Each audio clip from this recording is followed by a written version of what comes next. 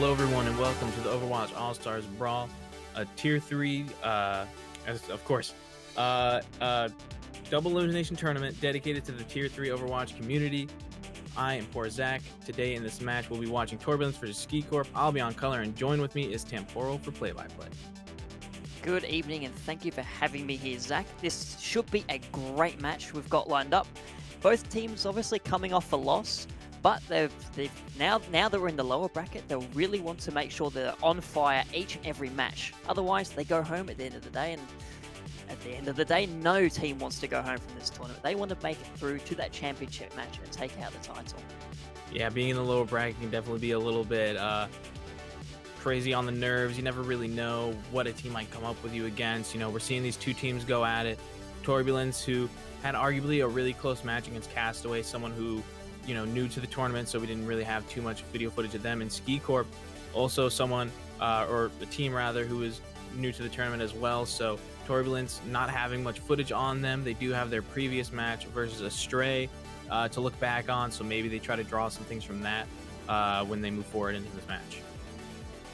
Indeed, they do, and it's interesting that we've seen Turbulence around these parts quite a bit. The lineup though has changed a fair bit, even since the last brawl, only last month. We've seen Uio and Joylane come in, so there's some new additions there that might throw a little bit of a something different in the mix. You know, SkeeCorp can do all the research they want, but if there's something special coming out from these two players that they brought into the squad, it will be really hard for them to, or maybe make it a little more difficult for them to adapt to Turbulence's potential new style. I would like to look at just briefly to go there the Open Division records. Both of these teams, Turbulence is sitting at 8-2 in Open Division, SkeeCorp at 7-3. So even though these teams they had very slightly differing results in first week, just based on the quality of their opposition, they're very similarly matched. They're both here in the lower bracket. They're both doing this very similar in the Open Division. So I think even though there's a lack of understanding maybe for both teams on their current lineups, it could go either way. Yeah, absolutely agree with that. I mean, when we're looking at these two teams, I think what really makes each of them special is I think Turbulence, now they have a few different players, they've been really flexible. I mean, their last match with Castaways, I think everybody was on three different characters at least, maybe just two for some of them, but everybody was just changing a bunch of characters. You know, they were switching up to really kind of go along with the fight and kind of understanding what their enemy's running and start to adapt to that sort of play style. So they're kind of like the jack of all trades going into this. Meanwhile, if we look at SkeeCorp, they really didn't make any changes in their last match. They switched the Moira to the Brig a few times, Reaper McCree, but that's really it. So they feel really comfortable with running just that specific composition of that Rhine, Diva, May, McCree Reaper, Moira with the Brig, or Lucio, something like that. So we're kind of seeing like someone who feels like they've more or less gotten really comfortable and almost mastered a composition, while we see another one, Turbulence, for this fact, being a lot more flexible and dynamic, but maybe not being the best at certain compositions.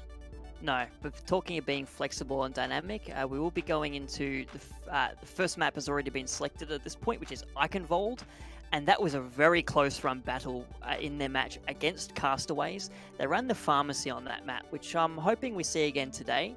It was, I believe, Essel on the Farah, if I read my things right. Yes.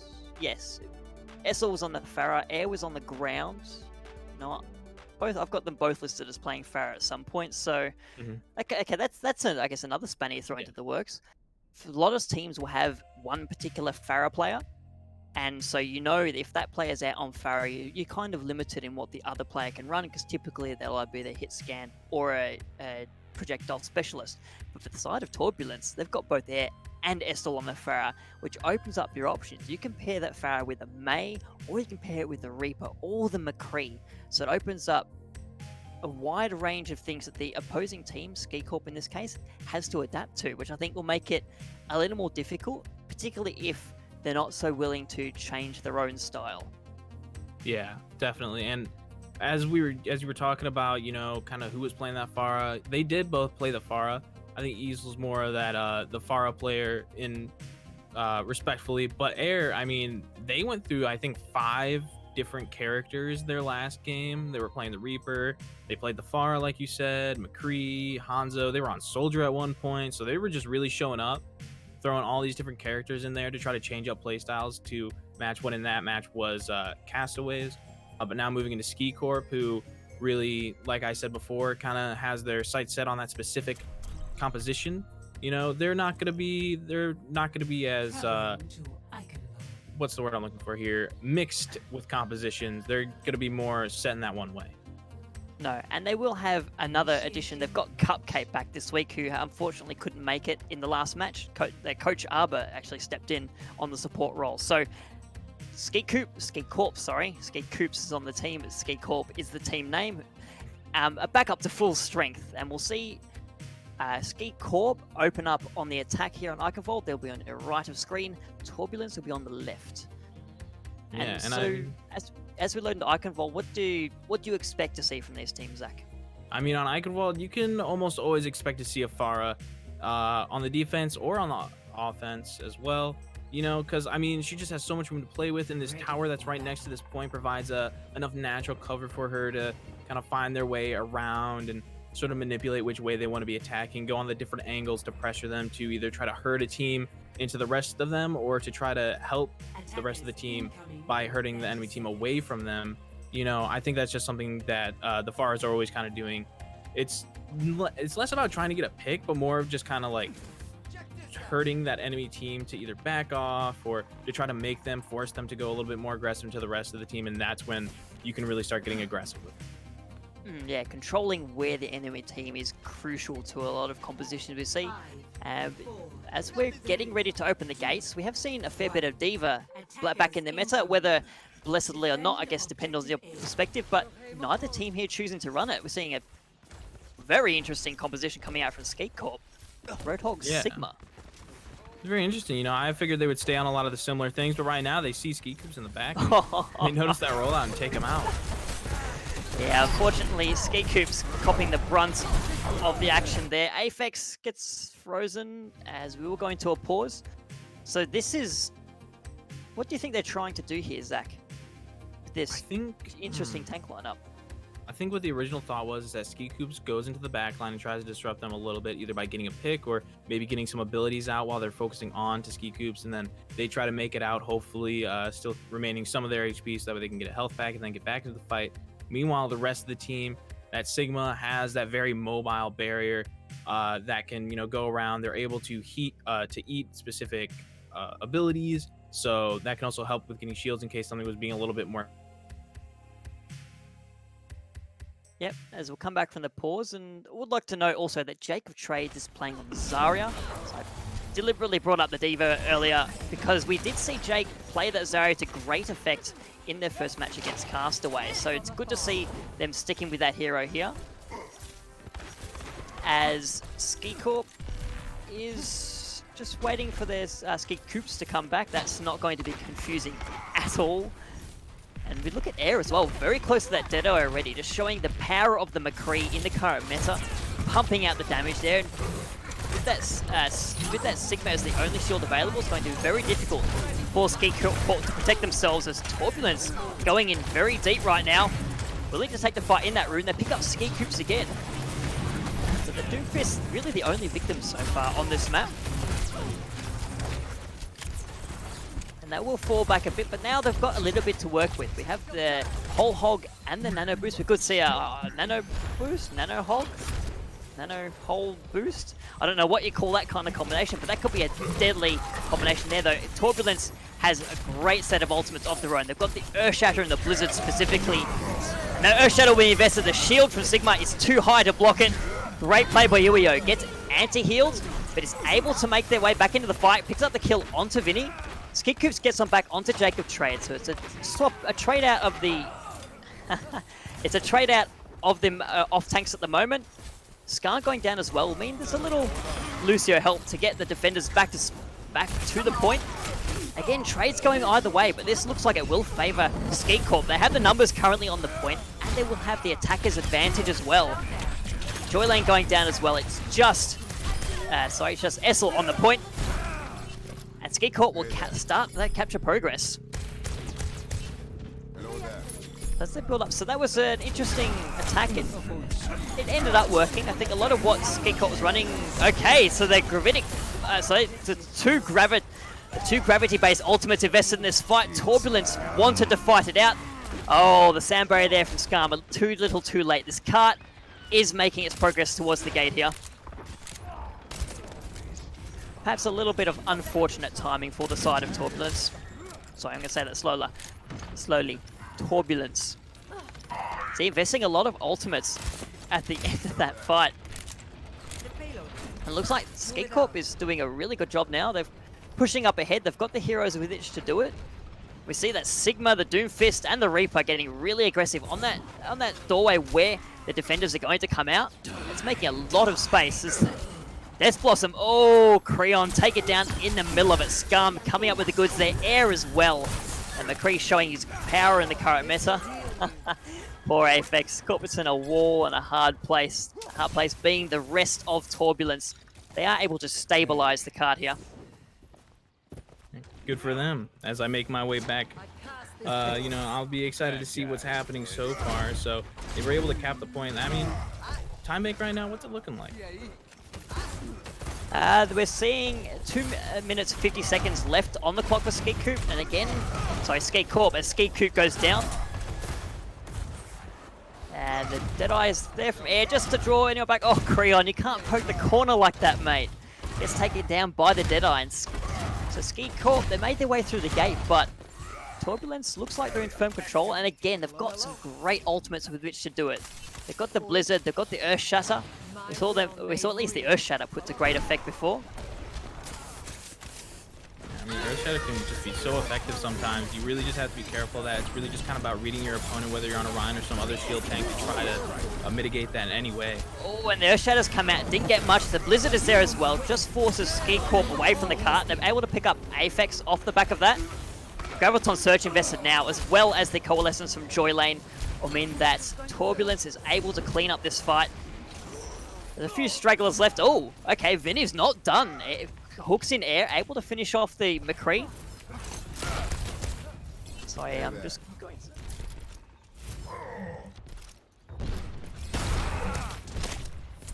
So it looks like SkeeCorp, they've got the control of the cart again. Torbulance was forced to fall back as they waited for air to come back. Creon Ghoul gets in very deep, almost assassinates Yuio, but the Zarya bubble is there as air with the 2 kills on the High Noon. That's what you want to see as the defending team. You gotta really be careful. They will clean up this fight, yeah. High Noons can be so effective if you don't have any way to deal with it. You want to have a diva or maybe just a shield to try to get in the way, to hold it off for a few seconds to let the rest of the team try to find their way behind some natural cover that can really help out. As we see SkeeCorp's time burned down below a minute, they've got their 2 tank ultimates online, Zach, but they will be running into that sound barrier from Lucio. Now, the sound barrier can be really helpful here, especially with Aphex. Using that Sigma ultimate could completely negate it, but because of the new changes, I think that's going to be what they're looking for, is probably more of just a way to stun them out of it as they're running in here being super aggressive. The Graviton Surge comes out from Jacob Trades, traps multiple members of SkeeCorp.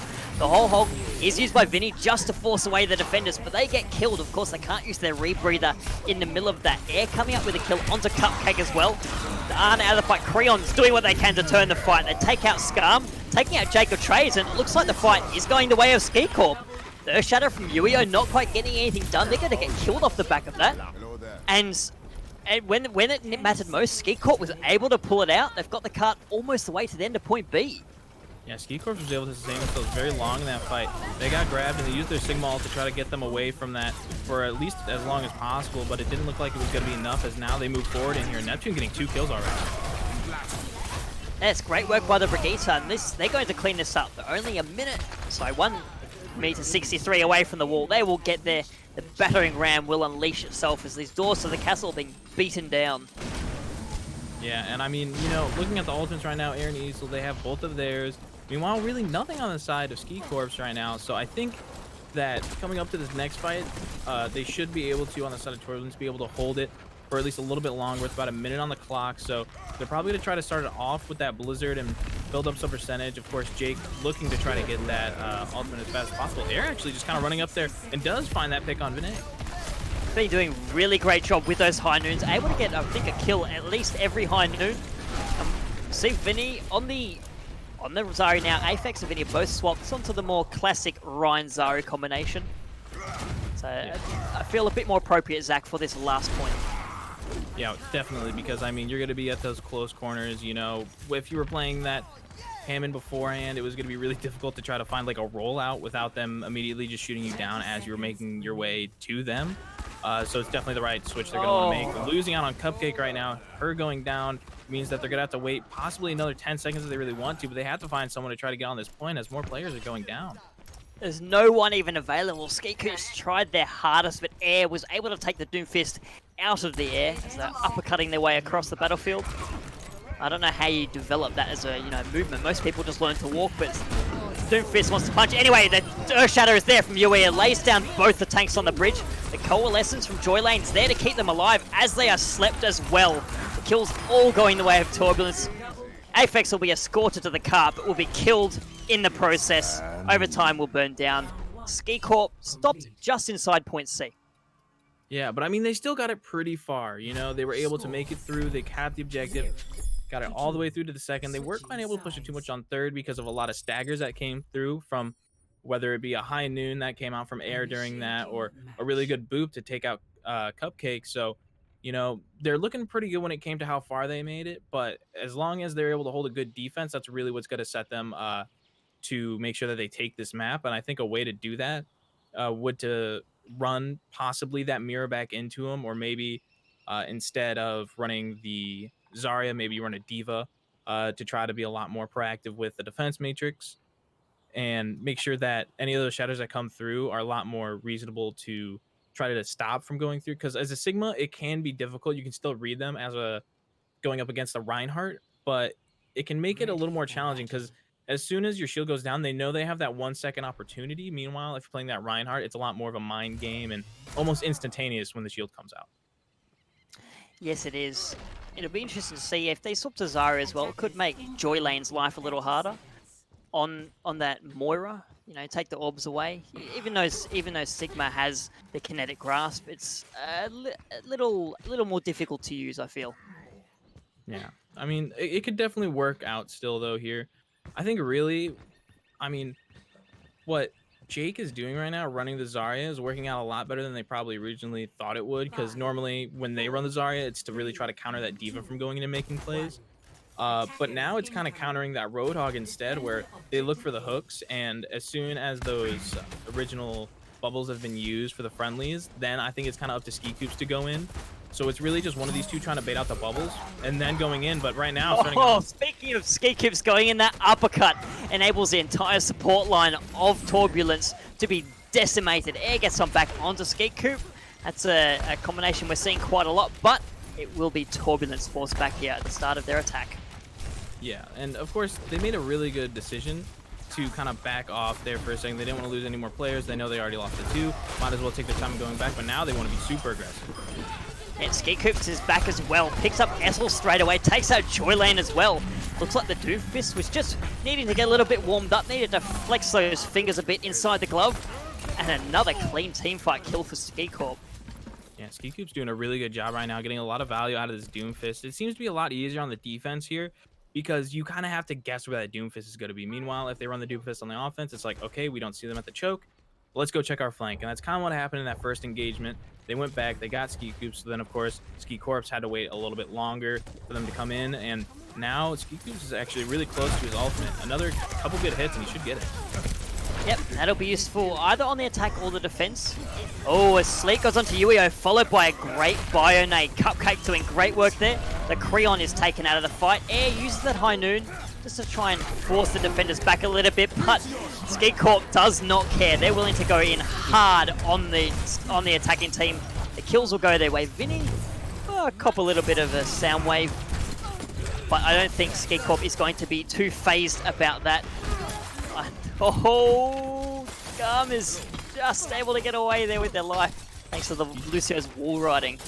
Yeah, SkeeCorp's been doing a really good job going in there, doing all that damage, getting that barrier, and then we saw a great sleep come out from Cupcake there to stop Yurio from going in there and being super aggressive. But Creon going down right now is not what they need. Now a 5v6. Nah, the Reaper was just caught out of position, got flashed. The Nano Boost comes in on the Doomfist, not something you see every day. That punches into the charge from Reinhardt. Yurio is dropped to the floor and taken out of the fight. Joy Lane gone as well. All the shield pressure for the side of Torbulance gone from the fight. Aphex will finish off onto air. And again, another solid hold for SkeeCorp. Torbulance in danger of getting full held here. Yeah, Torbulance, they have a few ultimates that they're going to be able to work with here in a second. Easel coming close on that Blizzard. The big thing, though, is going to be this grab. And, I mean, with SkeeCorp doing so much damage right now, it's like, okay, do we just use it on SkeeCorp and get them out of the fight for a guarantee? So that way, you know, they don't have to face them at all? Or do we wait to use it and try to get a big group of people? But right now, they're waiting too long already. They're taking the initiative. They're moving straight to point. The Earthshatter gets one down, but it is enough to take Neptune out of the fight. The Blizzard on the point now from Essel will mean that SkeeCorp can't contest directly on the objective, and Torbulance is able to finally make some progress. The kills going back and forth. It's just Yuio trapped in the back corner. In the end, that brawl was totally in SkeeCorp's favor. Yeah, it was looking really good for them moving forward. They immediately took out Joy Lane, so I mean, they gotta start figuring out where SkeeCorp is coming from, where they're usually sitting, and try to do something against that. Easel actually switching over along with Skarm now to that far Mercy, which could see a lot of value here. It's gonna take a lot of that Cupcake's attention away, so she won't be able to heal her team, but really just try to focus down that far Mercy. It also does mean that there'll be two players not directly on the point when it comes to overtime, which is only 20 seconds away. It is now or never for Torbulance. There's the grab you were talking about before.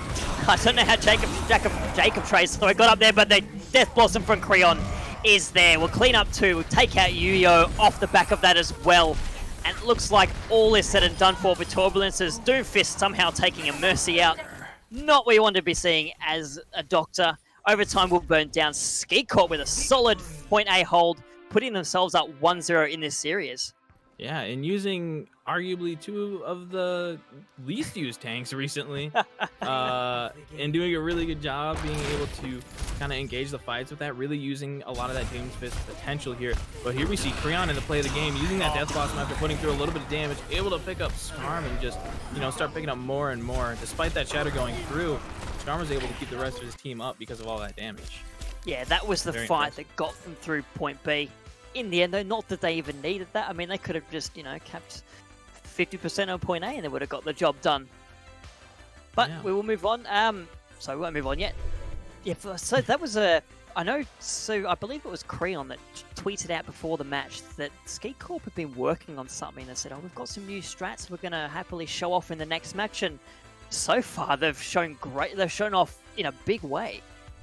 Yeah, definitely not exactly what I expected to see there, you know. I figured they were kind of playing that in Spawn for a second, you know, just kind of waiting for that game to start. Might as well just play these random characters, but they run out on it. They're able to get a lot of progress on the cart, and then they're able to run the same type of composition and then full hold on the defense, which was absolutely insane. Yeah, and so that's a... you know, either of those two players, or even, you know, SkeeCorp, we come through Big Cupcake with a great sleep and a great Bionade at one point on Turbulance's attack.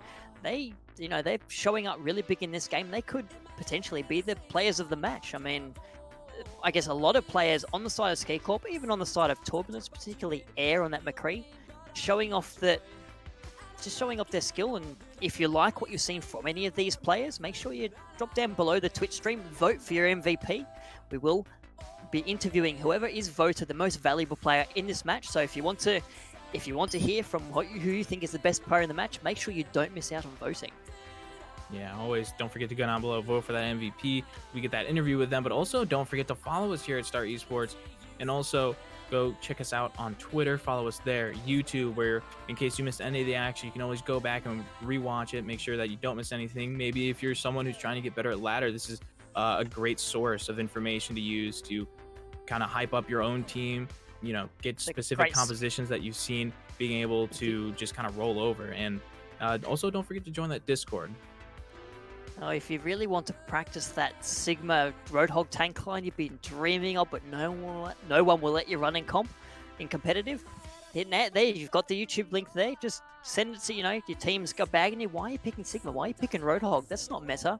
Just link it to them in chat. Say, here, I saw a team do it in the brawl. Yeah.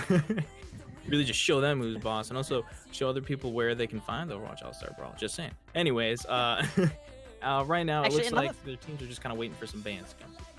Yeah. And another thing that I like to point out is that we saw SkeeCorp on the Doomfist giving Torbulance a hard time. We also saw that in the Castaways match. The Torbulance player Jakarion was playing on the Doomfist as well, and again, Torbulance had a hard time dealing with it. So I've got to wonder, is that a hero that they need to, I guess, what can they do to counter that Doomfist play coming in? Or are they doing it already? They're just not having much luck with it. I think what they really need to do is kind of read how the Doomfist is gonna make their next move. So you kind of have to be a couple moves ahead, You can't just kind of go into the fight and be like, all right, when you see the Doomfist, call him out. You kind of have to have an idea of where the Doomfist is gonna want to be to initiate the fight. A lot of times they were starting up on that bridge, hiding behind the wall inside the little building. Then they would come out, use their slam, use their uppercut, and punch either to get out or to confirm a kill. And then they have so much shields that they can just keep kind of going in. So I think it's just going to be about targeting that Doomfist by going where you know that they want to be sitting. But find that position where they're always going to want to be to start off a team fight, so that way they can get the most value out of their seismic slam, get the most value out of their punch. You want to kind of be in the head of the enemy Doomfist. Like, if I was a Doomfist, where would I be? And then go in on that. And well, if you want to be in the head of a Doomfist, as Hollywood has been banned, Oasis will be the next map. They've got Essel on their team, who is an absolute, has in the past, in previous matches, has shown to be a standout Doomfist, particularly when Doomfist was more in the meta. So if they've got the information there available, I wouldn't mind seeing Essel on the Doomfist. I mean, it was a delight to watch back then. It'll be a delight to watch now, especially a Doomfist off, a fist off. That's starting to get dirty. I'll stop that there. But for Oasis, do you think SkeeCorp's composition they ran on Eichenwald will be a good match to this map as well? I don't know. I didn't think it was going to be good to begin with, and it turned out to be pretty good. So I think, I'm not sure if they decide to run it. They were able to do it before. I don't see why they wouldn't be able to try to do it again. But just because of, from looking at the last matches, Torbulance and SkeeCorp both played on Oasis. The 2-0 is when SkeeCorp took their loss, but for Torbulance, they had a 2-1, and it was very, very close. Like, it could have been either team that took that map. And it just so happened to be Castaways. But I mean, looking at this, I think Torbulance has the upper hand. But if SkeeCorp comes out with some crazy composition like they did before, who knows? I'm hoping they've got crazy compositions set for every map. If they don't run the same composition on 2 different maps, that would be delightful and confusing for the other team. What are they going to throw out here? Maybe there's just a dice. Maybe that's what that's what the coach is there for. They've just got a couple of dice. They say, what map's this? I don't know. Roll to 4. We're running weird dive today. Yeah, that's just kind of what you should do before your matches. Just roll a 20-sided die. It's like, nat 20, easy clap. We're going to completely roll them. Nat 1, all right, boys, GG, go next. It kind of happens. Maybe you just give one dice to every player. There's 6 tanks, 6 supports, so they could use a 6-sided die. The DPS would have the 20-sided die. Yeah, maybe that's what they're doing. Each player should roll in the die beforehand. Oh, this is what we're running now. I don't think this is going to work. Oh, well, we're stuck with it. All right, well, it looks like right now they're still in the spawn, so only time will tell right now. We're going on Garden, so you can expect to see that far, at least coming out of Easel, but seeing pretty much the exact same composition right now coming from SkeeCorp that they ran on Eichenwald that did see a lot of value. Well, if it ain't broke, don't fix it. Turbulence, a much more maneuverable comp, though. They're already in position over the point. SkeeCorp just willing to take the slow, steady approach. Of course, they want to get everyone in. Oh, no! Oh, Vinny going for a dive. You can't be running up there with Essel in the sky above you. That's a great start for Turbulence. They'll be in control of the point as it unlocks. I think Neptune just went to go bash the Pharah, but when they bashed the Pharah, they also fell off the map at the same time. So that's a little unfortunate. 2 people from the side of SkeeCorp taking a little bit of a swim, but going back into it. I mean, right now, it's going to be hard. Creon switching over to that McCree to try to take out that Far Mercy and put some pressure onto them, try to give their Doomfist a little bit more space to work with. It's going to be hard to see value out of the Doom right now, I feel like, but they're going with a good first pick on Join Lane. Yeah, and Vinny gets pressured down, but is able to use the rebreather to get out of the fight. SkeeCorp is down. Skarm, though, falling out of the sky, and both the tanks from Torbulance are low. They're going to be they're either forced to give their bodies in service to percentage on the point, or they'll be required to back off and wait for reinforcements. It looks like SkeeCorp's not really finishing anyone off yet. The D.Va and the Wrecking Ball on the point quite a bit there with low health. Oh, Essel wants to use the barrage, but he slept in the middle of it. Cupcake finishing off that kill as well. Definitely deserved by the Ana getting in on that kill feed. Point will flip to SkeeCorp. Yeah. Cupcake's been doing a really good job putting herself in really good positions and using the sleep time, getting a lot of value out of it. We saw Jake was sleeping up at the top, so they weren't able to block anything, and now Yuyo up at the top as well now. Slept. Oh, he came out with that boop. Fired, hooked, got away. Wow. Joylane coming to Yuyo's rescue there. The Valkyrie invested by Skarm. Torbulance really wants to finish off this fight. The point is still in command of SkeeCorp, but they're coming back with SkeeCorp's out of the fight. So now the player advantage will be with Torbulance as they try and retake.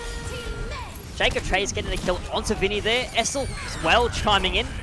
The proximity mines will mean that SkeeCorp have to avoid that little corner of the point where the mines are. Oh, Neptune didn't read the sign. Minefield dead ahead. Taken out of the fight. But I think they've just given their body really to science, and they've cleared a few of the mines on the point. SkeeCorp is back in the fight now. Skarm getting killed. It'd be a little harder for Torbulance to survive with only the Lucio overhealing. Creon's coming out with a Deadeye as well. Not much in the way of shielding on the side of Torbulance to block that. Though you can block it by killing the McCree trade up. Jacob Trades is knocked out of a mech, so it's very brawly on the point, but SkeeCorp's still in control, still got that percentage climbing up, Zach. Yeah, SkeeCorp's been doing a really good job on that Doomfist still. I mean, they got the nano coming through from Cupcake to be able to run in there. Right now, it's looking like both these tanks with their ultimates, Vinny and Aphex, I mean, they could be doing a lot of damage here. Join Lane, though, is going to have that Lucio ultimate, so it might be able to help them out a little bit, but if they're tossed too far away from their team, you know, they might not be able to get it. Going in right now, you just immediately, they got the pick on Creon starting off well. Yeah, smart play. They pincered that McCree out of the fight. The counter kill onto the McCree is there, though, so 5v5 on the point. The whole Hulk will make sure that, oh no, the little D.Va is booped away from the point. He's now stuck behind the line. SkeeCorp's going for the assassination there. Oh, Jacob Trace gets back into mech. Great play from the D.Va there, and the point is currently in control of Torbulance. But as I say that, the reinforcements come back for SkeeCorp. 2 kills coming through. Meteor Strike as well. Skarm will be taken out of the fight. The overtime wick is now burning. SkeeCorp's on 99% and control of the fight. Hopefully Neptune doesn't run into the minefield this time. Nope, the overtime wick will burn down. SkeeCorp taking the first round here on Oasis. Yeah, I mean, they're doing a really good job right now on the side of SkeeCorp and just trying to make sure that they have this ground they want to defend. They're not throwing all their players in there at the same exact time, just waiting to get shot at. They're kind of going at different angles. And, you know, SkeeCorp is getting a lot of assistance from Cupcake right now. And, of course, Vinny and Aphex are playing around the same angles. Of course, sometimes, you know, go off on a little bit of an off angle. Try to get one of those hooks. He's gotten a few of those now. So, I mean, it's looking pretty good for SkeeCorp going into this next fight. You know, Torbulance, I mean, right now they just need to focus down the Doom. The Doom is their biggest issue they're dealing with right now. And right now, the DPS are going to be Air and Easel on the McCree and the May to try to deal with him, I imagine. So maybe they're going to be able to take him out in this fight. I think if they get SkeeCorp off that Doomfist, they're going to see a lot easier of a time. Yep. Maybe the May will make the difference. Both the DPS with a stun and a slow, respectively. So a lot of anti-Doomfist on the field. Let's see if they can get the job done. Torbulance again takes up first position on the point, just daring SkeeCorp to come towards them.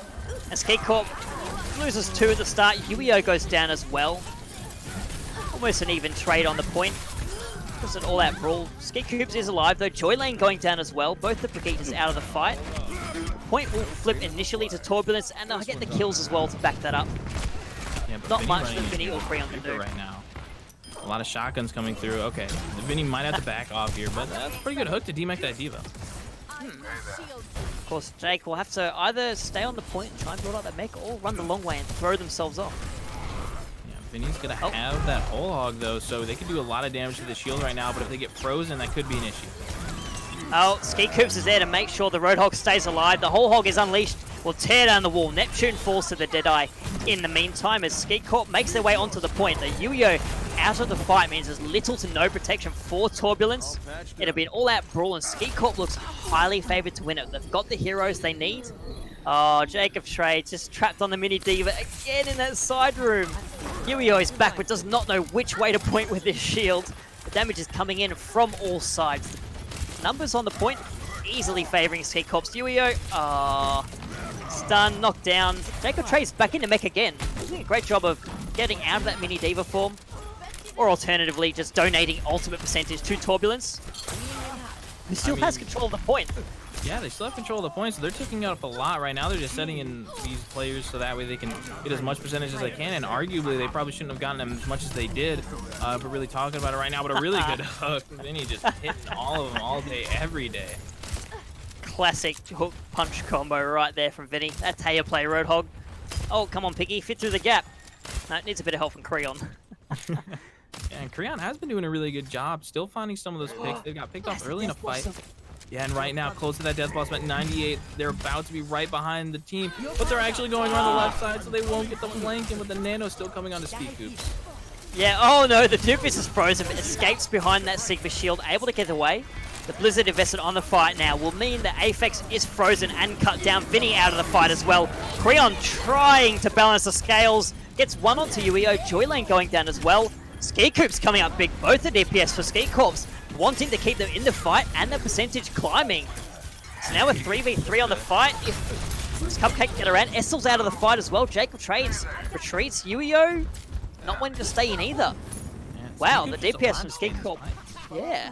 He's just getting so much support, not only from Neptune, also from Cupcake. They're getting all the armor, getting all the heals as much as possible. As long as SkeeCorp stays up, they know they have a chance. Now, starting off with the Seagull. Oh, the big. Yeah, the Sandbar is there to make sure no one dies. Great work from Skarm, holding on to that until it was required. And Torbulance wasting no time, moving in onto the point, taking out the tank line from SkeeCorp. They're able to clear off these DPS. They will cap it back, but we've seen how difficult it is for them in the past. Creon is still there. No, it will be beaten down by Skarm. Torbulance reasserting control of the point. Yeah, now looking at these ultimates on both sides, though, SkeeCorp's very close to that Meteor Strike. It can still put in a lot of damage, but it should be a little bit nullified. They got the Zarya bubbles, they have the Ryan shield. May, of course, can just go in the little ice block, so nothing too scary for them. It's really going to be, I think, Vinny, as long as they're able to destroy that shield or maybe get a hook and use that whole hog to secure a kill indefinitely. Yu-Yo goes very low at the start of that fight. The Earthshatter's there. Oh, good, smart idea. Using it on SkeeCorp, making sure that Doofus can't cause any more havoc after taking out air. Skarm going out of the fight there will mean there's lots of speed, lots of AoE healing gone from the fight. Joylane's forced to use the rally just to keep the members of Torbulance alive, but it is working. They are racking up the kills here. Creon doing what they can. No Wraith form for you, Reaper. Oh, hey, Air getting the Deadeye kill onto SkeeCorp, meaning there's no recontest. Turbulence evening us up here on Oasis, 1 round apiece. Yeah, what we saw from that round from Turbulence was really target prioritization. You could see it in that last fight in particular, where everybody was just on one target the whole time. It started off with SkeeCorp getting hit with that shatter. Everybody turned around, target them, and then they just went on to the next target, the next target, the next target. You have the Zarya beam, you have the freeze. So as soon as they had someone in their sights, it was almost a guaranteed death for them. So that's hopefully what we're going to be seeing continue as we move on to this next map in Oasis, as long as it can kind of keep up that target prioritization and that control of everybody going in at the same time on the same target. I think that's really what's going to set them up here. And target calling is really useful when you're running dive, as Turbulence has swapped to now. We're seeing Air on the Tracer, Essel on the Sombra. I like this change.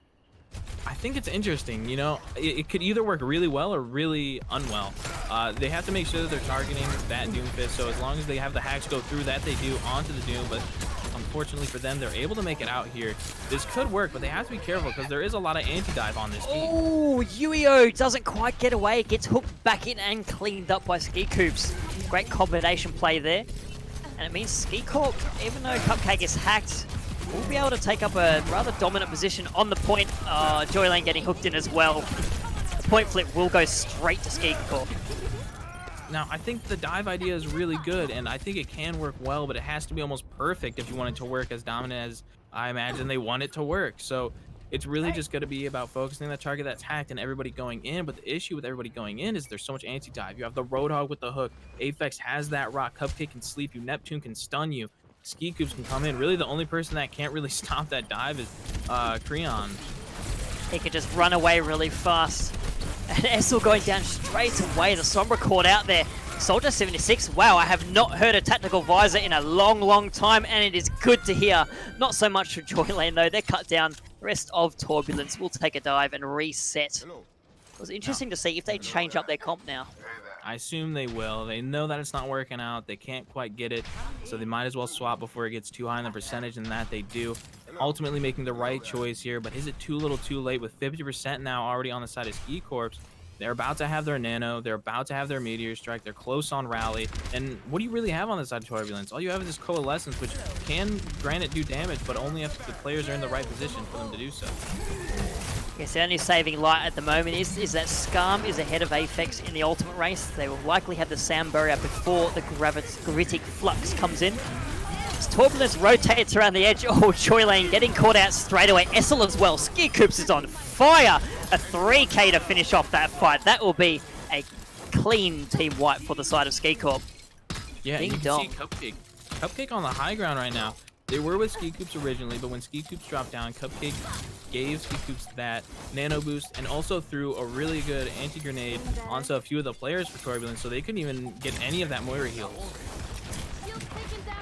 That's harsh for Torbulance. Now they're stuck 95%. They've got to just touch at this point. They're rotating around. They might get caught out a little bit here. No, able to get in the point, but again, Joylane and Skarm picked off at the start of that fight. Creon is taken out, not quite able to outrun that Peacemaker. Getting two back, actually. Picking up both the DPS, but it won't be enough. No one is left alive from Torbulance. The celebratory Gravitic Flux is out. SkeeCorp going up 2-0 in this series. And, I mean, I am so excited to see them still running this composition and it doing so well. You know, I mean, it's just something so crazy that you wouldn't expect it to work. And here we have to play the game with SkeeCorp going in. No surprise here. It's a question of which play from SkeeCorp was it. Oh, this was delightful. The 3k near the end. Oh, look at that. You'll love to see it.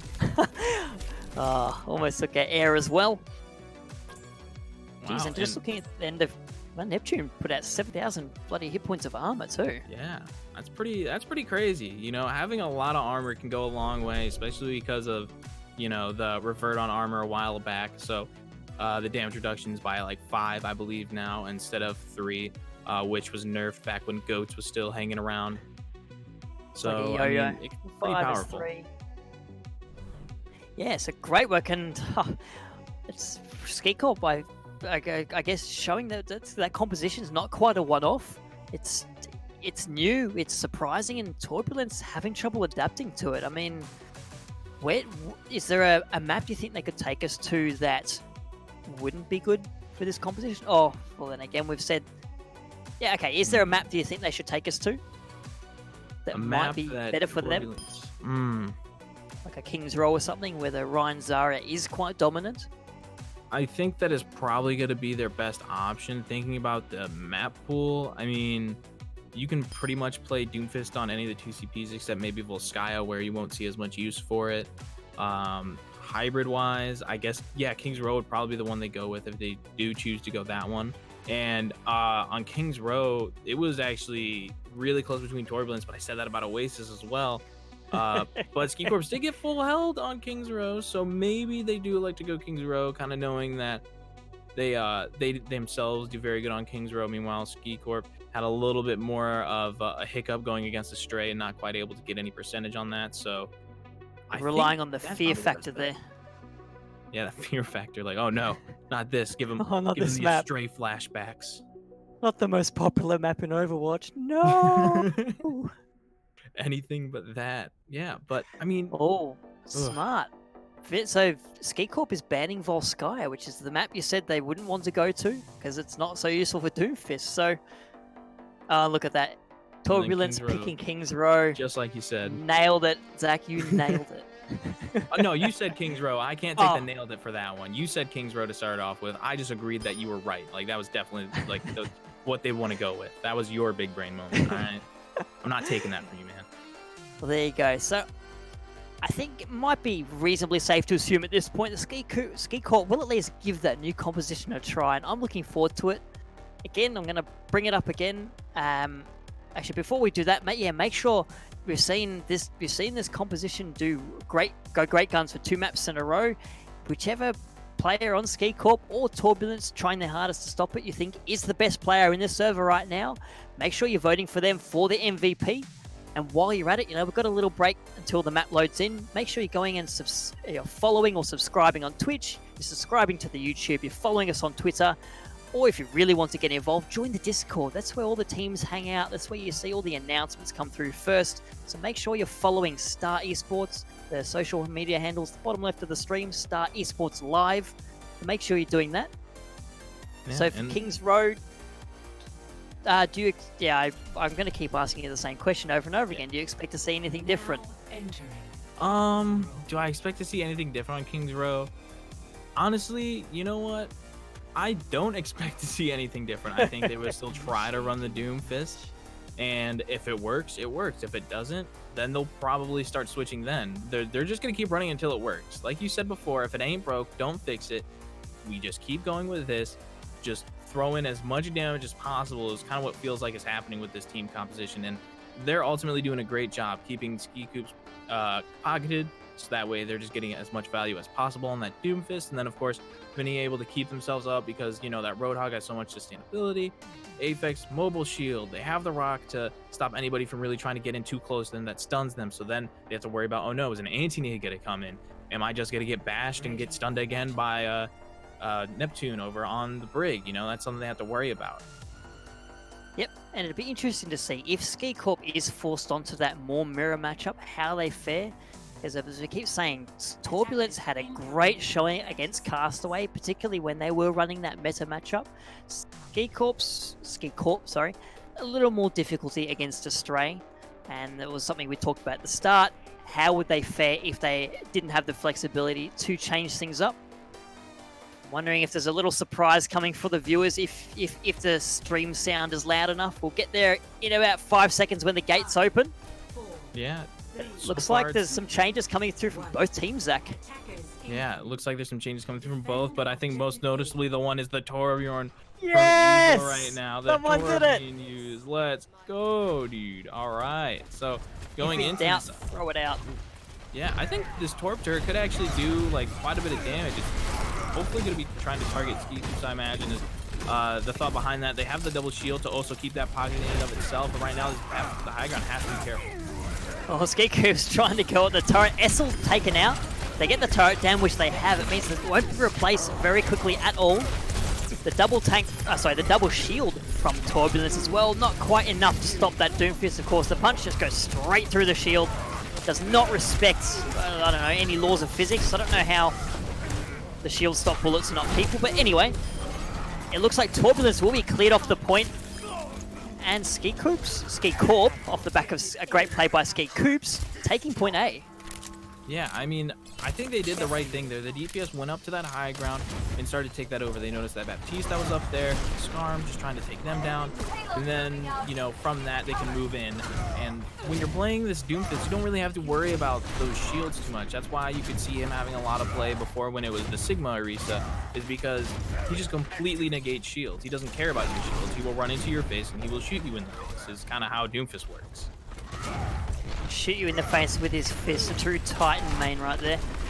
On the side of Torbulance, they have a fair few ultimates available to them, even with the swaps they've gone through.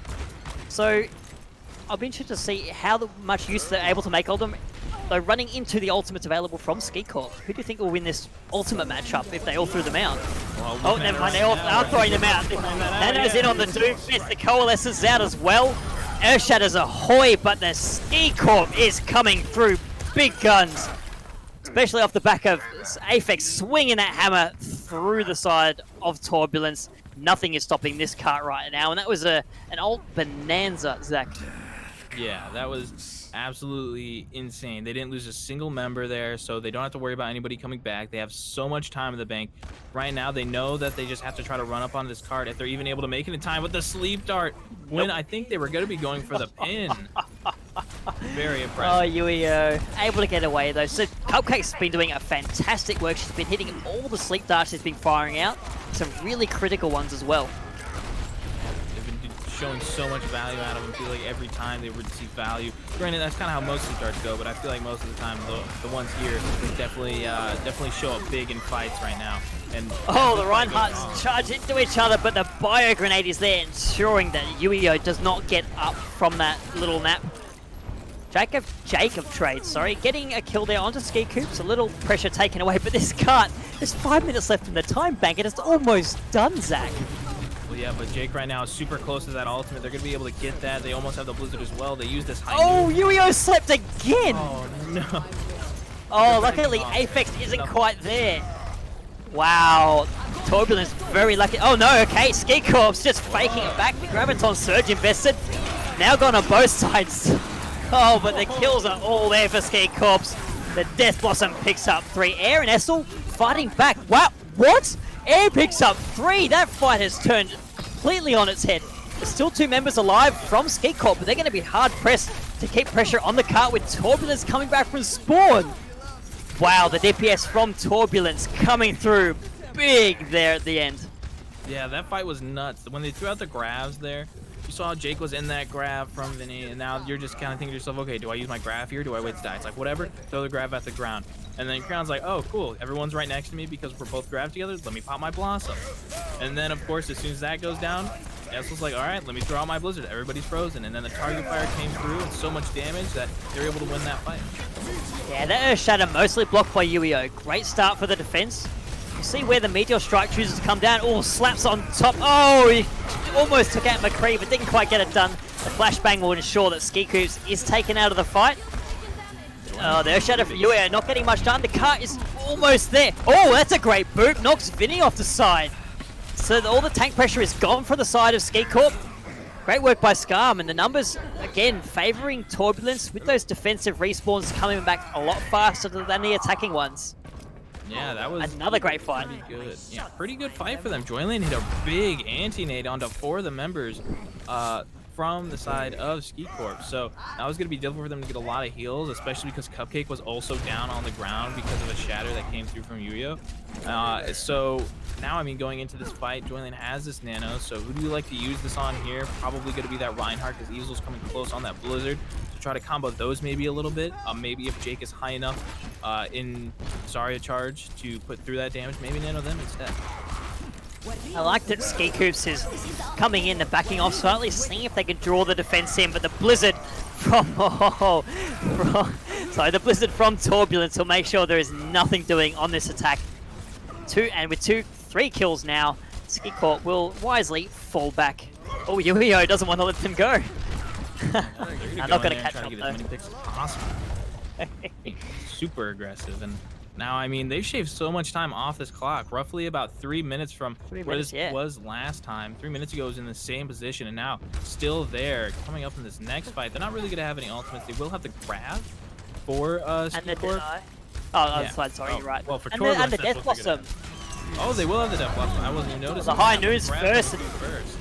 Oh, see if we get the shield. Oh, wow, what a great play. The shield comes down. Air gets 2 off the Deadeye. Picks up Vinny as well. That was a nicely coordinated attack by Torbulance. Yeah, but you got to think about it now. SkeeCorp, they didn't use any ultimates that fight. Meanwhile, Torbulance expended 2, so they're going to have an ultimate advantage going into this next fight, which still has the potential to be the last one, considering how close it is to that checkpoint. And I mean, we've seen Vinay hit a good grab before on this specific phase. It wasn't quite seen to full fruition because of a Blizzard that was met afterwards, but it looks like they're starting off with that. There's the grab. The wall will make it a lot harder for SkeeCorp to attack there. The Earth Shatter comes out. Nothing coming from it, though. The shield from Apex is there. Now they have an Earth Shatter of their own available. That one goes into the shield as well. The stun not quite coming through onto Yuio, but the Reinhardt will be finished off. Essel is down as well. The numbers clearly favoring SkeeCorp at the moment. It requires something heroic from the defending side. Skarm uses the Sand Barrier to make sure that Torbulance is able to stay in this fight. Air gets to pick onto Vinny as well. a Scam out of the fight. There's no annoying Lucio on the cart. Essel is there. The wall and the ice block making it much harder for SkeeCorp to fight it in. And now that, oh, okay, Yuio's out on the Roadhog, able to pick up Creon. Air getting a kill as well. The defensive spawns are coming back, and Air is coming up big. Picks up 2 before that McCree is shut down at the end. The numbers, though, still favouring the defensive wisely. They're hanging out on the side of the cart away from the hole, making sure that there's no wrecking ball action going to knock them into the hole.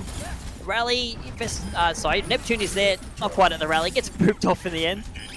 The wrecking ball cut down as well. 15 seconds left on the clock. Does SkeeCorp have anything left, Zach? They have that Death Blossom, but really you have to make sure you go in there and don't get frozen by this blizzard that's going to be up from Isla right now. I imagine they throw it on the cart here in a second, or maybe just throw up a wall actually to stop them from coming through. There you go, we saw Creon and Aphex hiding around the corner. They trigger overtime. The Death Blossom gets one. Joy Lane out of the fight.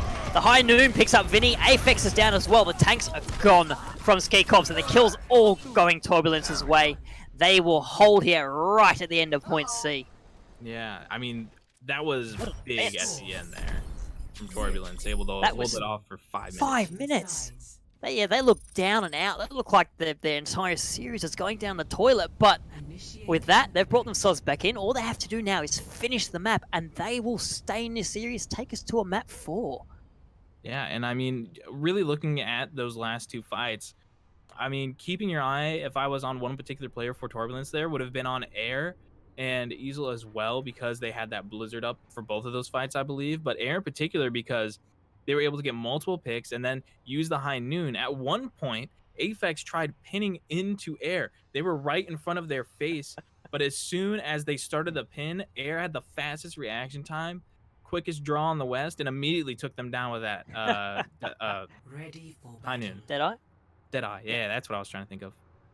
So, and a lot of great play by Torbulance there. We saw one of the Deadeyes roughly at the start of that point C defense, where they put up the wall to stop any support coming through from the support line of SkeeCorp. Then they took Aphex out of the way. Once the Reinhardt shield was down, the Deadeye just smacked 2 out of the fight, and that fight was done. That was one ultimate, great team play, and they shut down an entire push, gained themselves about 30 seconds. So you highlighted on the last map, they've got some great comms coming through. They've got the strats, they've got the comms.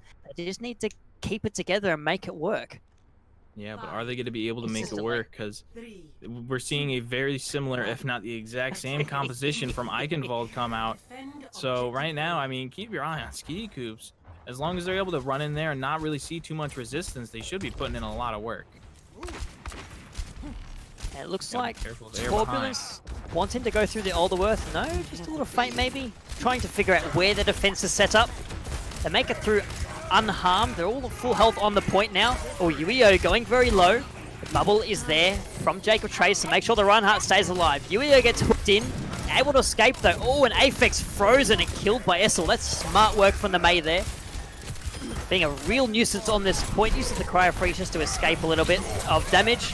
Oh, Yuio gets bionated, hooked, killed.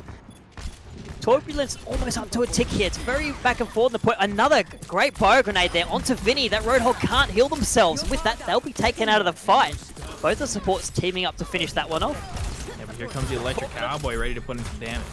Bloody hell, and you don't want to be seeing this if your SkeeCorp's Air has been deadly enough without the nano boost. It looks like the cleanup is all that's required from Turbulence now. Creon doing what they can, the Wraith form, just to burn off a little time. But Turbulence, eventually in their first fight, will take the first point. Yeah, now, are they going to stay on this composition moving into this next one, or are they going to switch it up? It looks like right now they're going to stay on it. Maybe that's just because of the spawns for what they have been dealt with that. So right now, it looks like Air's going to have the High Noon. Really close, though, on the Meteor Strike. SkeeCorp is someone we're going to have to watch out for. Easel almost at that Blizzard as well. This Blizzard could be pretty big here because normally you have to worry about a Diva, but because they really only have to worry about the Sigma trying to eat it, you know, it's very smaller than the Defense Matrix, really just kind of in front of the Sigma, so as long as you don't toss it into his face, you should be fine. Yeah, SkeeCorp's getting in low, forced to use the Meteor Strike just to get away. Are you going to bring it down? That just uses it to escape there, comes back from the side. The DPS traded out from both teams, still very brawly. Turbulence, smartly I think, drawing back through the control point. Nano Air will be back slightly faster. Oh, Yuio lays down the Earth Shatter. Doesn't quite pick up anything. Does force the whole hog to come out. Oh, from Vinny, and a great Bionade from Joy Lane will mean no healing is coming through from the tanks. And with that, Torbulance will cleave through the defending team and get this cart moving.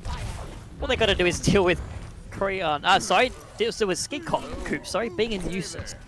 Yeah, and I mean, you know, Joy Lane, just like how Cupcake was earlier, Joy Lane's just seen so much value out of these nades right now. It's just being able to hit, even if it's just a few people, you know, I mean, you're pretty much instantly out of the fight if you don't have something like the Wraith or something else that can nullify that and get that out of your way automatically.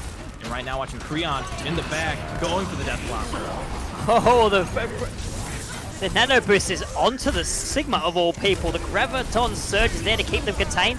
Gravitic Flux is out as well. The Sound Barrier to counter that. Air is picked up too so far. Is there any more coming from that piece, out of that Peacekeeper? I don't know, but Torbulance is 1.13 meters away, and they have the numbers on the cart. They'll push it straight through streets. No defense really coming out from SkeeCorp at all. Yeah, not really the same amount of time as they had for the side of SkeeCorp, but still quite an impressive time. I mean, it's gotta be hard for the defense to try to hold this. We saw Torbulance do it, so I'm not counting SkeeCorp out just yet here as they get to move forward. I think really what is going to be the biggest thing coming into this fight is how big this Blizzard is going to be. That's going to decide how they win this fight, or if they win this fight, rather. Yep. And there we've seen some swaps come through. There's nothing to eat the Blizzard. Oh! Yuio gets stunned out of the Earth Shatter. That's a great start by SkeeCorp. The SkeeCorp is taken out almost immediately. Yuio coming up big with two. The Deadeye and the Blizzard invested as well. I'm not sure you need both of those, but the cart making solid progress. Torbulance probably about 20 meters away from taking out the map. And 3 minutes 40 left in the time bank. So I've just talked through your entire part, Zach. The fight is still ongoing. The Wrecking Ball is out now from Vinny. The numbers are back for SkeeCorp. The Aphex getting bionated and taken down. Again, some great positioning on the bio grenade from Joy Lane. A couple of kills came back the other way. Cupcake getting in on the action, getting killed. Creon is out on the Tracer, being a nuisance and picking up the kills though. Wow, fantastic work by Creon there to really bring it back for SkeeCorp. Stop the cart in its tracks. Yeah, they didn't really have any ultimates to expend there when they were getting really close to capping that point. So of course the stall coming in there and just waiting for more players to get on point. Eventually on the defense, as long as the picks are going even, you're going to find yourself at the upper hand eventually there just because of how close that spawn is. Right now they're looking for Creon, and Air notices and immediately takes them out. Oh no, couldn't recall out of that one. The Graviton Surge is invested. Aphex kept alive by a great Bio Grenade and Nano Boost from Cupcake. SkeeCorp as well getting in on the action, picking up two. Vinny's out of the fight, but with Yuio going down as well, Torbulance not quite going to get it done on this attack.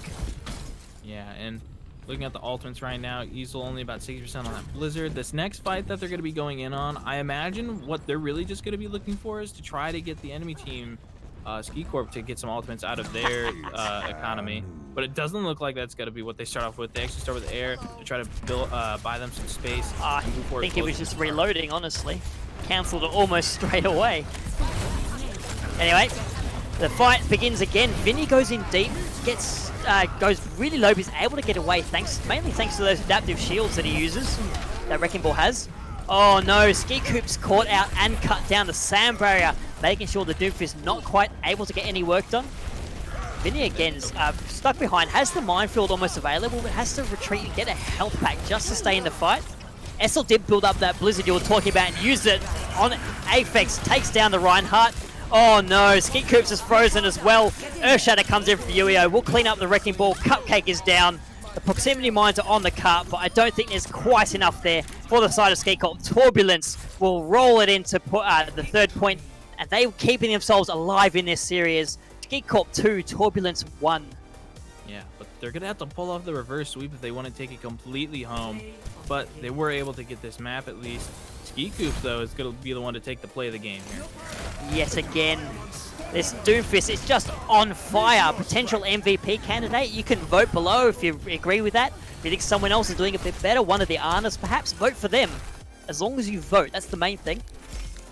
Yeah. That was I think that really turned around for Torbulance with that defense. It just gave them the confidence they needed. They looked a bit down and out at the end of Point B and Kings Road. They've just been steamrolled, but they brought themselves back in it, Zach. Yeah, Torbulance are doing a really good job. Also, we want to send out a thanks to Woo Hail for the Prime sub. Much appreciated. Thank you so much for supporting this Tier 3 community. You know, we can't say it enough. We appreciate everybody who does support the Tier 3 community, whether it's just following us here on Twitch, subscribing, or telling your friends about it. You know, we just we appreciate it, you know?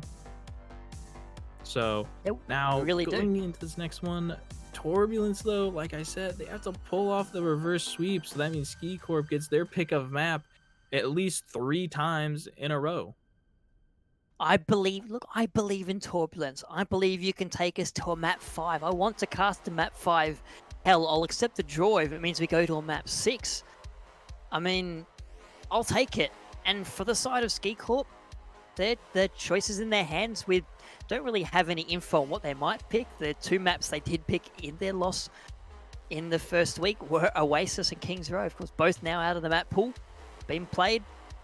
You know, did alright on one, not so alright on the other. Yeah, and it looks like the Torbulance banning Anubis. So no 2CP for the side of Torbulance here. I want to stick to just non-2CP maps, I guess.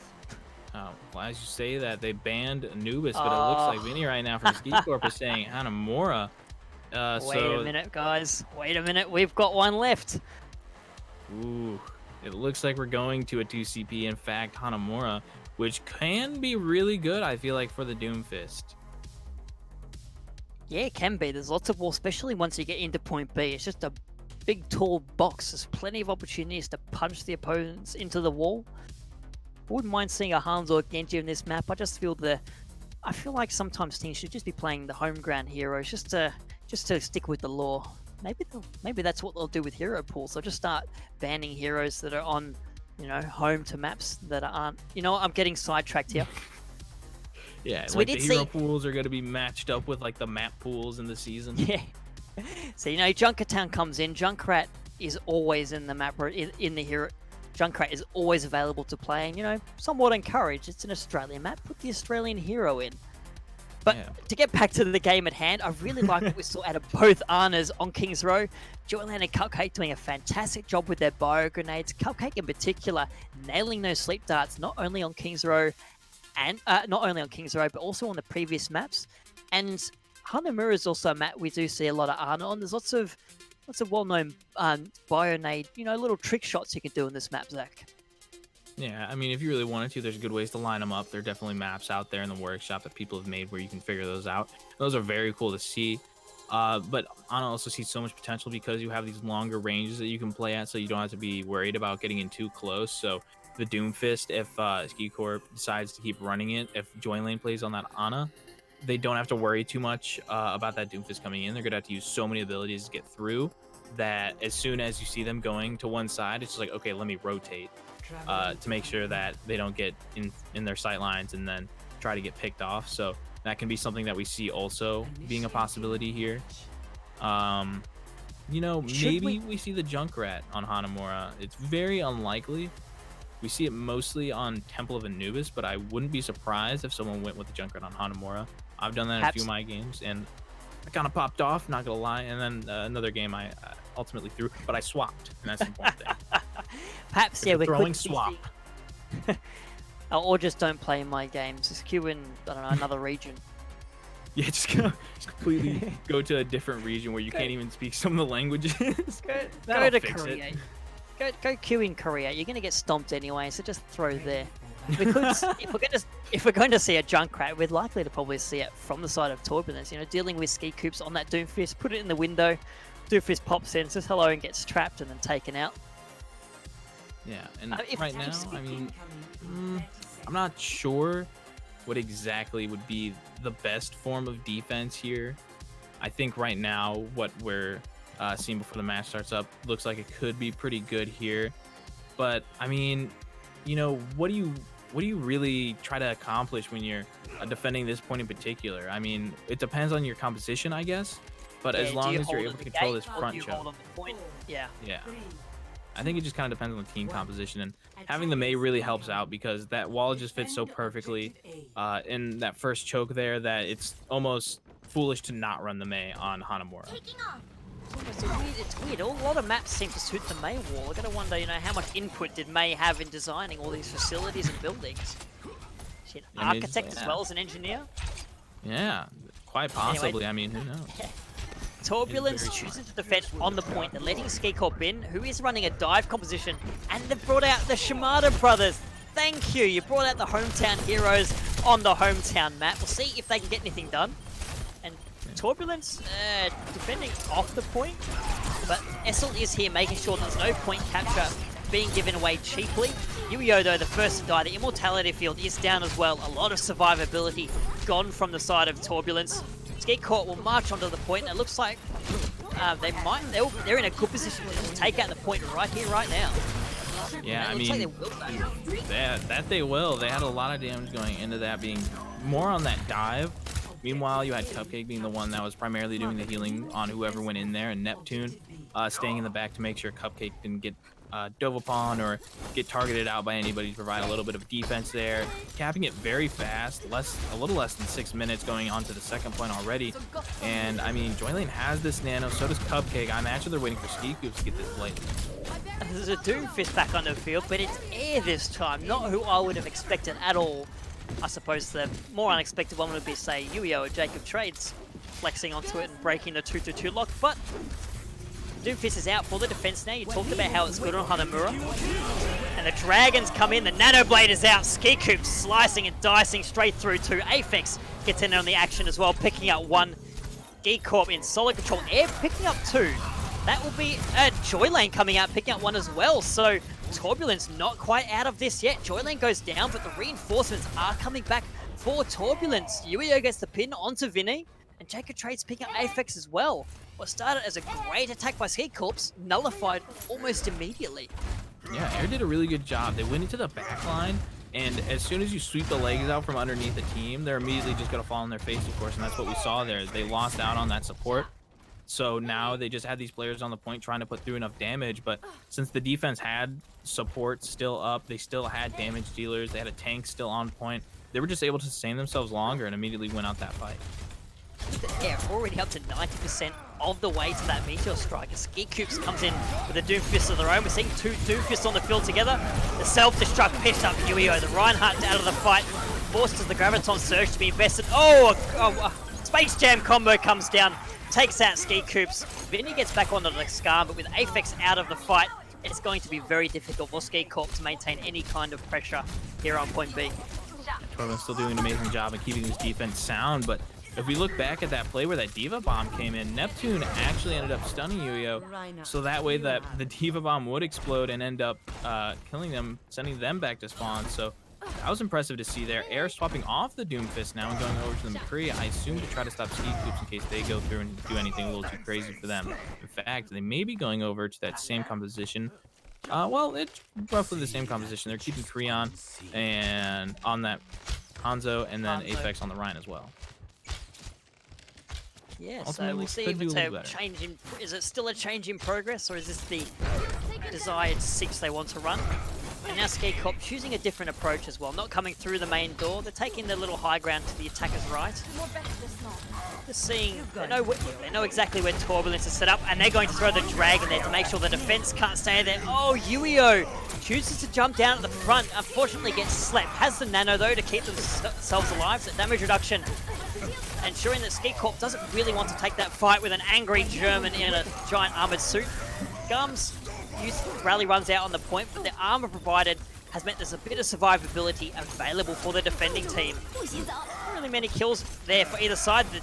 The Blizzard coming out from Essel now to make sure that there's only freezing available on the point for SkeeCorp. Creon picking up 2. Oh, the Graviton Surge invested by Jacob Trey is not quite getting anything done. Is able to pick up SkeeCorp though in the middle of that. And looks like the fight again going the way of the defense. They burnt, what, 2 or 3 minutes off the clock so far. So again, another final point hold going really well for Torbulance.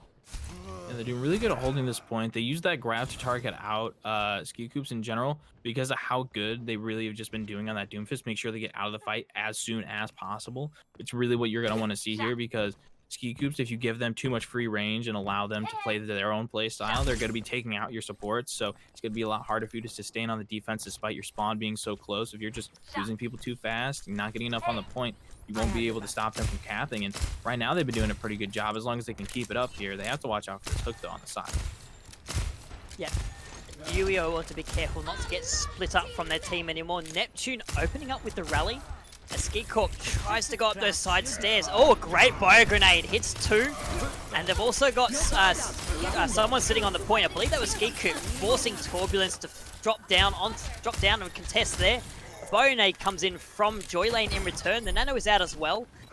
But the kills are going the way of SkeeCorp. The reinforcements coming out from Torbulance, but the numbers here favoring the attacker team. The whole hog is used to force UEO away. That'll be turned ever so briefly onto Essel, who uses the cryo freeze to escape from the whole hog. He also has the blizzard available, making sure granting Torbulance a little bit more time to come out onto the point. But it doesn't matter. The numbers are here for SkeeCorp. The kills are here for SkeeCorp. Oh, Scum! Trying to rally, but getting slept in the middle of it. The Earth Shatter from UEO not getting anything done either. Just Joylane here on the Lucio. Jake Betray's now on the Wrecking Ball as well. So SkeeCorp doing a good job. They're getting the kills, but they're not quite getting them fast enough to finish this off. There's ever so slight chance that Torbulance can bring it back. Essel coming up big with 2. Jacob Traz out of the fight, but Air's back on the Doomfist as well. These DPS are going ham. They're cleaning up the attacking team. Air's out of the fight with UEO back, swinging through Aphex.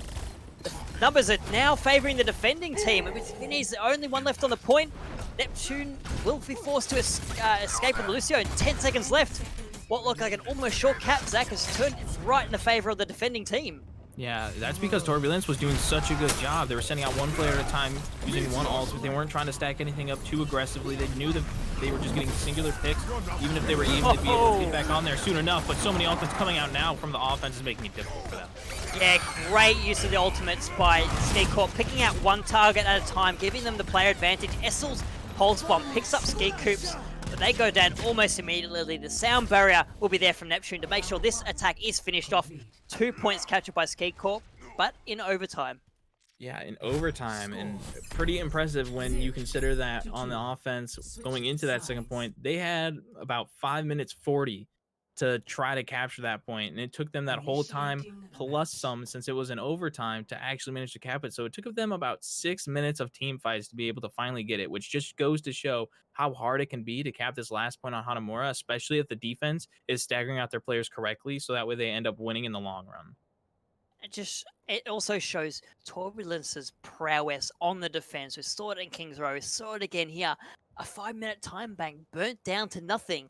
They weren't quite able to hold out this time from SkeeCorp. A couple of ultimates coming up at the right time sealed the deal for the attacking team.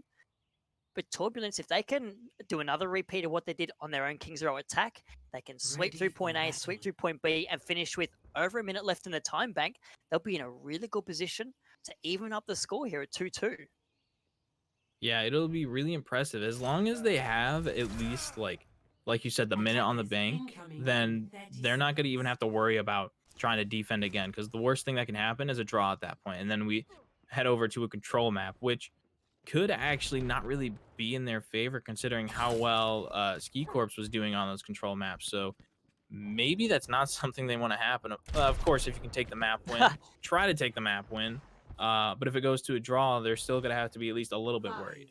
4, 3, Indeed, they will. And we'll see what happens here as SkeeCorp is opening up on the defense.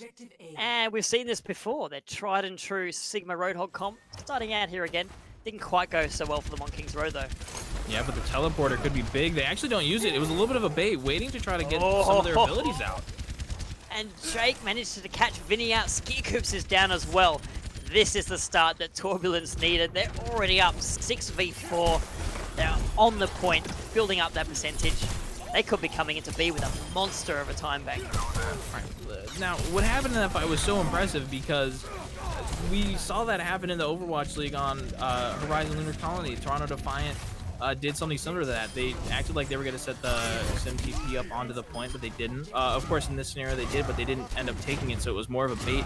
They got abilities to be used onto that teleporter. Everybody turned around and looked at it, so they were just able to put in 3 abilities here. Now Air, I imagine, is actually going to be using this teleporter here to go in. Right now, a big sleep on Vinny. As long as they can get the anti-nade in, it could be an easy pickoff. Oh, that's a nice play. Oh no, Vinny, anti-heal, able to get away. Oh no, not able to get away. Yu-Gi-Oh finishes that off, and again the Roadhog going down at the start of the fight. The trades are much more even this time though. It's 2v2 now. Oh, now it looks like SkeeCorp has regrouped. They've got Yu-Gi-Oh trapped in the defender's spawn. They will hold here, but still 5.5 minutes left on this time bank for Torbulance. Yeah, they're trying to stall him out. Night, Sweet Prince. Not quite able to make it out on his own. They had to go down to the enemy's hands. But, I mean, this is kind of an interesting defense to see right now. They almost have the nano. Now, are they going to use that on Creon to secure a lot of damage going through with that visor? Or are they going to use it on SkeeCorp? I imagine that's what they're going to end up doing, because they can get a lot of value out of that aimbot that happens when Creon will use his ultimate here. But you know, it could just easily be eaten by the Diva. Meanwhile, if you put it on the SkeeCorp, they're allowed to put through so much damage, and really, it's just going to be their primary fire that's effective, and nothing much more. A Shatter comes through there, but not quite able to find anything from Yu-Gi-Oh. Aphex floats away from that. Sigma not touching the ground, so perhaps a little less vulnerable to the Earth Shatter. Vinny goes down to about 1 health and Bionator, but able to get away once it wears off, get healed up. Torbulance willing to sit on the high ground right now, just looking for someone out of position on SkeeCorp they can take advantage of. Also building up to more ultimates of their own. Got a couple available, Zach. Right now the defense, yeah, I think what they're waiting for is the offense to answer with some ultimates. So that way they can kind of just try to nullify that, because that's what they're really looking for here. They're not looking to be the aggressors and be the ones that are getting all the kills immediately, because then that means the offense didn't have to use as many ultimates as the defense could. So they're just waiting to see those other ultimates come out and then match those by... Electric Cowboy on the field! Nano Booster McCree. Oh, SkeeCorp doesn't want any of that. Goes in, gets the punch, doesn't quite get the kill. The tactical visor on the high ground takes that Joyland and takes that Jacob trades. The defense matrix running out. Creon picking up Essel as well. Haven't seen Soldier 76 in a while, but making a massive impact on this defense right now. Yeah, he did end up receiving that nano from Cupcake, so I was wrong in that regard. But also, Jake was so low that as soon as they went up there to try to contest it, I mean, they were pretty much 2-shot. You know, like, they didn't really need much damage going into Jake to get them out of the mech, so that way they could keep just going in and free farming off the team because of that nano. So it was looking pretty good for them, and also hitting kind of like a dropping helix. So that was kind of cool to see. A little bit of a slam dunk onto them. And a lot invested by Torbulance in that fight. All 4 of their ultimates and nothing coming from it. Now they're running into this. The only ultimate they're close to is that self-destruct. They're in a rough position to finish in this fight. Unless they can get a pick here at the start. They've rotated all the way back. They're now tending to the defenders. I don't know, trying a confuse and destroy approach, but Aphex is not confused in the slightest. Picks up air. Neptune goes down. The wall's currently stopping SkeeCorp from coming back into the fight. So once they get around that, Joy Lane is easy pickings for them for the Doomfist. 2 kills going back the way of Torbulance as they start building some percentages. They're always up to 50%. Vinny goes very low, but Cupcake doing a great job from the high ground to keep that Roadhog in the fight. Blizzard is there, we'll stop Neptune again. Yu-Gi-Oh is down, Vinny is down. It's a very even trade back and forth here, but that will always favour the defenders. Another tactical visor from Creon will make sure there's no more progress made for Torbulance. A little late, but, you know, better safe than sorry from that old man. And what happened was Jake kind of started getting really aggressive on Creon, and so as soon as Jake went down, Creon probably got really excited. It was like, okay, cool, the Diva's down. I can use my ultimate and try to kill everybody that's on the point. And then no one was on the point. It's just kind of like, oh, that's awkward. What am I doing here again? The damn kids are on my lawn.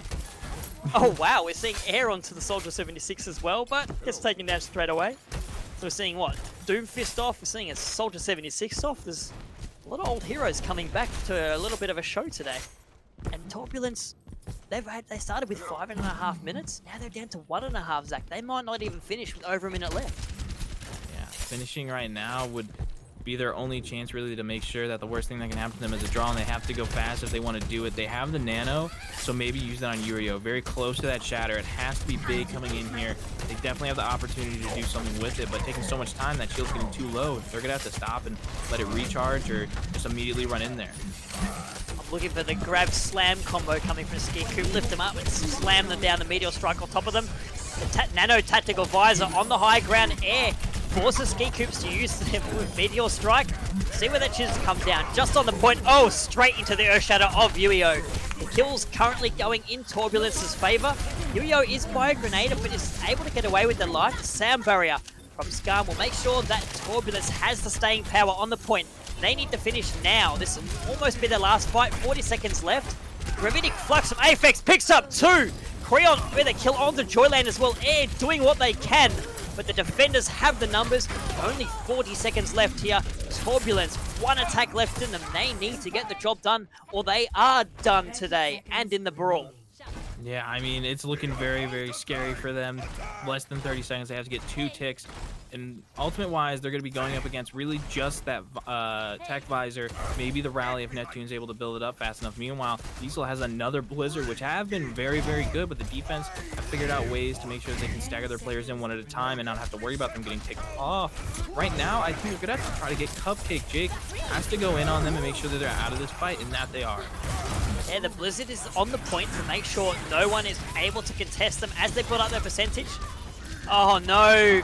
Creon with the tactical visor lures Jake in, who gets hooked and knocked straight out of mech. The Diva's out of play. Yuio is also going very low. Might be no tanks for Turbulence here on the point, which will make their staying power very difficult. Garment Air trying to make a difference. They can pick up kills, but the overtime wick is burning down. It is just the stragglers left from the side of Turbulence. Skarm is taken out.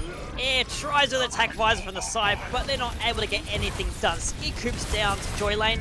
There's still 3 members, 4 Turbulence left on the point. They're putting out the percentage, but the Gravitic Flux is there. Make sure no one is down on the ground touching the point. Self-destruct picks up 1. Air picks up Aphex as well. There's no tanks now available for SkeeCorp. Essel back on the Tracer, but out almost as fast. Yuio as well.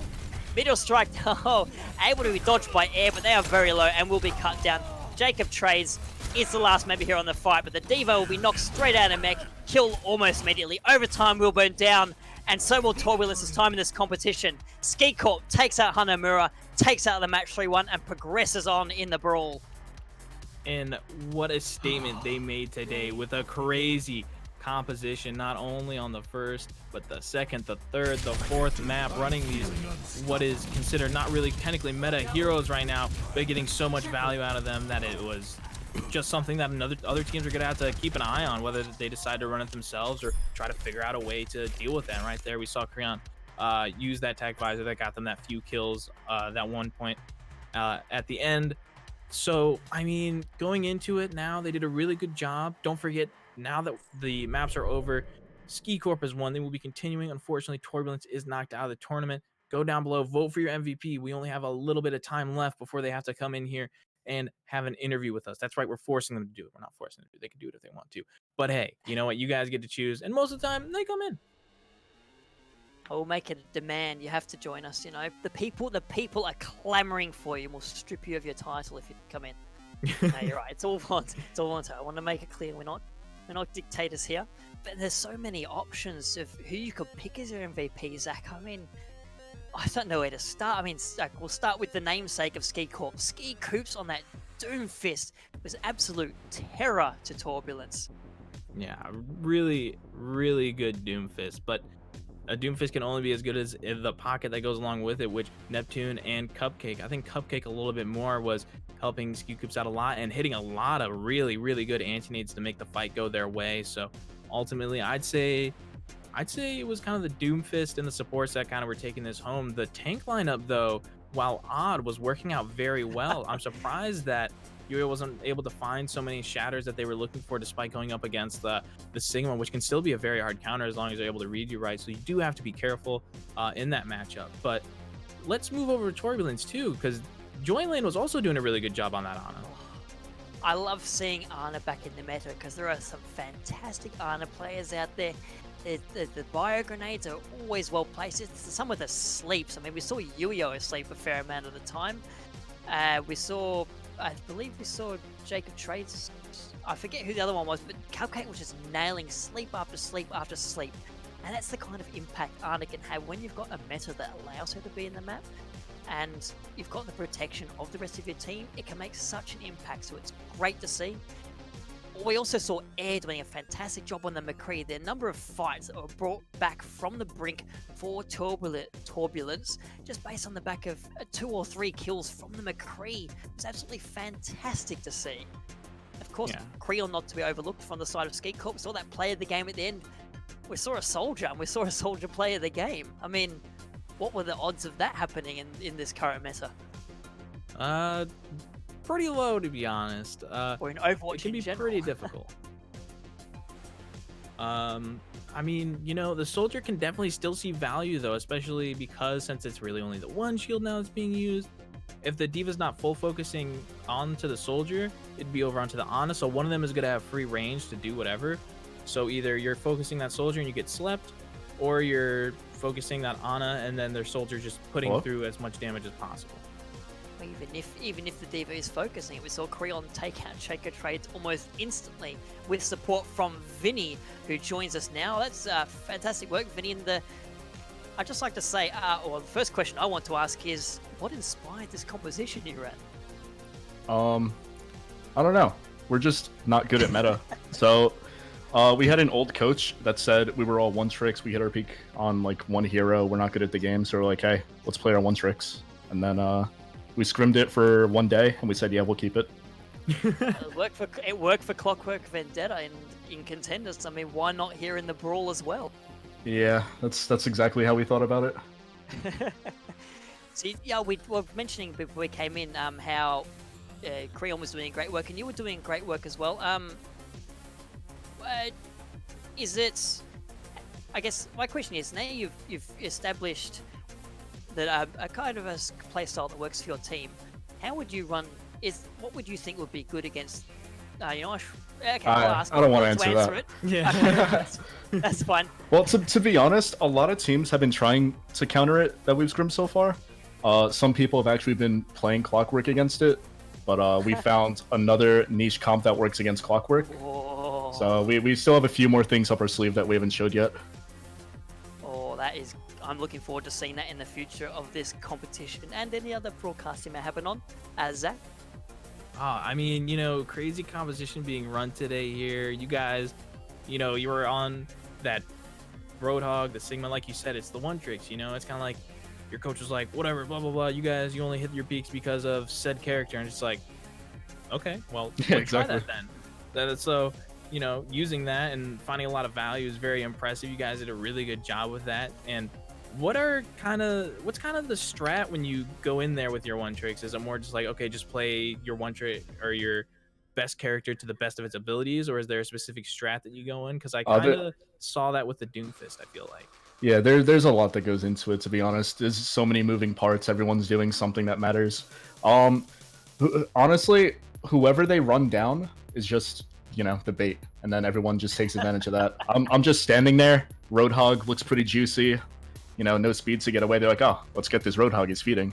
And then my team just comes in, saves the day. And then I walk back from spawn, and that's all I know. That is my experience. Well, it kind of looked like our experience too. Just watching the game happen, it kind of seemed like you always had someone that was being in a little bit more aggressive position, wait for them to come in. And normally Cupcake is usually there to meet them with a pretty nice biotic grenade to get them antied so they got no heals, and you guys just rush them down. Like, very impressive work through that. Yeah, thank you. Now, your calls while you were talking about it, I mean, you know, it's just kind of like, who's really being that shot caller? Is it one of the supports that maybe be pocketing whatever player at that specific time, or is it the main tank? It's actually me. So I'm basically looking at what high grounds we can take advantage of, where we want to play, where I can stand where it looks like I'm feeding the most. And then, yeah, people just engage on me, and then my team does the rest. Yeah, well, good work in today's match. Temporal, anything else? You got Cupcake back for today's match. How big an impact is having your full lineup in the match as opposed to last week when you had to have your coach step in? Yeah, that was a little unfortunate last week, but not too much we could have done about it. Having Cup definitely feels really good. She's always on these off angles looking for flank grenades. She knows where she wants to stand. She knows what ults we want to be using in fights. So she pretty much just glues the team together in that sense. Great to hear. Anyone you want to plug? Yourself, your team? Definitely all my team. Everyone played extremely well. Shout out to my coach, Coach Arba. Yo, he had faith in the comp, you know. I brought up this comp, I said, hey, I want to try something nutty. You know, you got to trust me on this. He was a little hesitant, but he said, all right, we'll try it one map. If it works, it works. And, you know, we just stuck with it since then. That's pretty much it. All right. Well, it was impressive. I hope to see more of it as the tournament continues. Congratulations again for not only getting the full win, but also getting the MVP for today. Very impressive all around. Yeah, thank you. Appreciate it. All right. And with that being said, now we're coming to a close. Today is the end for the rest of today's events going on here. I mean, they were pretty interesting to watch today. We definitely saw some really good play coming through in the match from earlier, but this one in particular being a real standout, and I think will continue to be a standout for as long as this tournament goes, and then some problems. I'm looking forward to the day when we're watching Overwatch and we see the SkeeCorp meta. You know, the teams will roll out and the casters are like, this is the, let me look at my notes. Oh, this is the SkeeCorp comp coming out. Yeah, they have their own specific competition. Everybody's scared of it. It's like, oh, what do we do against this? How are we going to combat this? I think when you're running something, you know, so kind of out of the meta, so crazy to a certain extent, that teams are going to have a really hard time trying to figure out and pick apart how you want to, you know, go about taking down a competition like that. Yeah, because who is scrimming with this competition? Only SkeeCorp. You haven't scrimmed against them. How the hell do you prepare for that? Yeah, it's really just going to be about watching them play. And speaking of watching them play, don't forget to follow us here on Twitch so you don't miss any of the action. And of course, go over to our Twitter, YouTube, where you can catch up on any of the action you missed, Twitter to get those notifications. And if you want to, also you can join the Discord where you can keep up even more and kind of be in that same server with all these players and really kind of understand what's going on behind the scenes. Yep, and that will also enable you to find out when the next matches go live. They're currently scheduled for the 12th of the month. That'll be a couple of really great matches there. Yeah, I'm excited to see those as well. I've been Poor Zach, your color for today. You can find me over at twitch.tv/PoorZach, where you can find my other socials, and I'm sure you can find Temporal somewhere as well. I'm on Twitter, Temp0Ral, all spelled out with letters. Also, I believe it's below my name on the stream. And I guess that is us for today. You saw SkeeCorp with a weird composition take down Torbulance 3-1, keep themselves in the competition. Well, they will be going on to face one of the matches that happens on the 12th, I believe. No, one of the matches on the 13th. We don't know their opponent yet, but at least their opponent has a little indication of what they'll run. So from all of us here at Star Sports, thank you and good night.